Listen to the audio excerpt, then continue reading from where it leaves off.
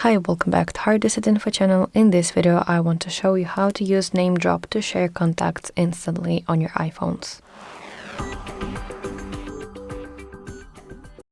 So before we start, I need to mention some key requirements that, first of all, both devices must be running iOS 17 or even later.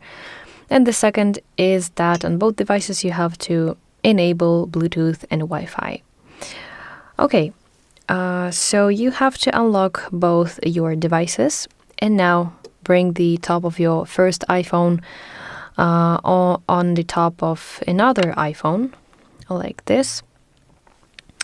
And now your contact card will appear on your screen and you can choose either to share or receive only, which takes contact information from the other iPhone.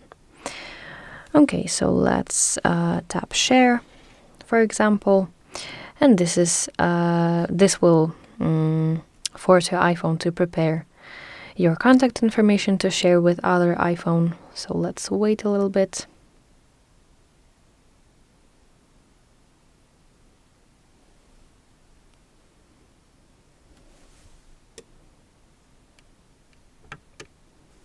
Okay, and additionally on the other phone you have to select receive only.